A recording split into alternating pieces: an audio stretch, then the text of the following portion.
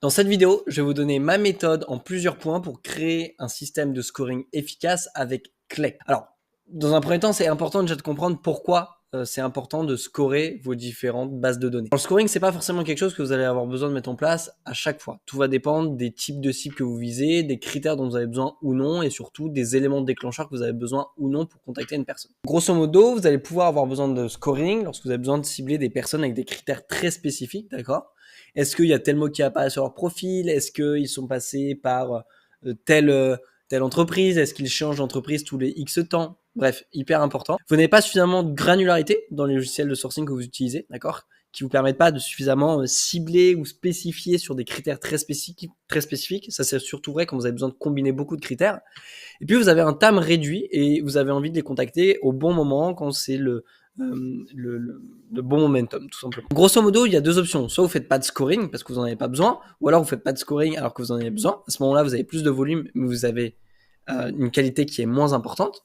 Ou alors vous avez un scoring qui va généralement réduire un petit peu votre volume parce que tout le monde ne va pas rentrer dans votre scoring, du moins pas à la même échelle, mais vous avez plus de qualité. Comment faire? Pour moi, c'est très simple. Ça se fait en 4 points. Premier point, déterminer vos besoins. C'est hyper important. C'est-à-dire que vous devez savoir comment composer votre scoring. Quels sont les critères à analyser? Quelles sont les valeurs attribuées? Quelle est la méthode de scoring? Qu'est-ce qui est indispensable ou optionnel? D'accord? C'est de quoi j'ai besoin pour déterminer mon scoring. Ensuite, quelle est la valeur que je vais donner à tous ces éléments? Est-ce qu'il y a un élément qui a plus de valeur que d'autres? Est-ce qu'il y en a un qui est indispensable, d'autres sont optionnels? Okay. Et ensuite, comment je mets en place mon scoring? Est-ce que c'est juste je donne une note à chaque truc et je fais la compilation de chaque note? Est-ce que certains éléments sont dépendants d'autres et dans ces cas-là, je dois le notifier, etc. D'accord? Typiquement, je vais vous donner un exemple ici. C'est un script d'un PDF de 4 pages qui décrit exactement ce que je veux rechercher, pourquoi, comment, quels sont les critères que je veux. Parce que tout simplement, c'est ça qui va permettre de mettre en place un bon scoring ou non en amont. D'accord? Donc là, j'ai rédigé un petit peu le cahier des charges de mon scoring. Deuxième option, c'est OK, quels sont les critères à analyser? Ben, est-ce que vous avez les données? Est-ce qu'elles sont présentes? Est-ce que vous les avez via votre sourcing de base? Si c'est le cas, tant mieux. Si c'est pas le cas, il y a deux options. Soit ce sont des données que vous pourrez jamais avoir, soit c'est des données que vous pouvez avoir, mais via d'autres outils. Typiquement, j'en ai mis 3, un Apify, un Browserflow, un SERP API. L'idée, c'est d'activer l'outil nécessaire en fonction de vos besoins. Il y a peut-être des outils que vous avez besoin qui ne seront pas dans cette liste-là, même sûrement, d'accord? Mais c'est de vérifier que vous avez la donnée. Si vous n'avez pas la donnée, allez la chercher. Troisième option, c'est créer votre prompt de scoring, d'accord? L'idée, c'est que l'IA aujourd'hui est très efficace pour faire ça à partir du moment où vous lui donnez l'input qu'elle a, l'output que vous voulez, la méthode de calcul. Typiquement, j'ai créé un prompt ici, si vous voulez. Donc là, dans cet exemple, j'ai donné quelques critères que je voulais, vérifier le titre professionnel, vérifier la localisation, vérifier s'il y avait un département de recherche ou non, etc. De ça, me donner des outputs avec est-ce qu'il est éligible ou non, avec un système de scoring spécifique. D'accord? Tout ça, c'est l'IA qui est venue le générer automatiquement. C'est pas moi, mais c'est grâce aux critères que je lui ai donné dans mon PDF. J'ai juste importé mon PDF, je lui ai donné 2-3 informations et ça me sort un prompt qui est super efficace. Dernière étape, c'est importer votre prompt dans Clay justement pour pouvoir l'utiliser sur toute autre base de données. Si je reprends une table Clay ici, donc j'avais fait un import spécifique de certains éléments et c'est ici sur tout ce qui est en vert que rentre mon élément de prompting. Pour faire très simple, je suis venu faire un appel LLM. Sur cet appel LLM, je suis venu rentrer mon prompt avec tout ce que j'avais besoin, etc., etc. Et les champs que je voulais qu'il analyse. Ok? Rien de plus compliqué que ça. Une fois que c'est fait, je lui ai donné le type d'output que je voulais, donc notamment créer des colonnes pour chaque élément. D'accord?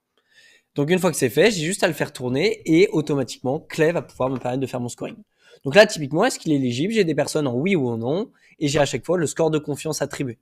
Si je veux que les personnes qui sont en oui, je peux le faire en allant chercher en oui. Donc, je vais avoir toutes les personnes qui sont positives avec le score de confiance à chaque fois. Et pourquoi c'est positif et est-ce qu'on retrouve tous les éléments importants. Ok?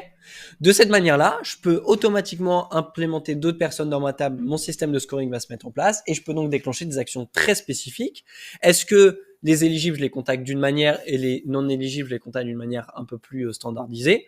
Ou est-ce qu'il n'y a que les éligibles que je peux contacter? Bref, c'est à vous de déterminer vos règles derrière en sortie, mais au moins, vous pouvez faire un scoring très efficace, très pertinent, très poussé avec Clay en seulement 4 étapes. 4 étapes, franchement, qui m'ont pas pris énormément de temps. Une fois que vous avez l'habitude, c'est 1, déterminer vos besoins et créer une forme de cahier des charges. 2, vérifier que vous avez bien les données nécessaires en input, sinon essayez d'aller les chercher. 3, créer un prompt où vous donnez les éléments dont vous avez besoin pour votre scoring et les données analysées. OK?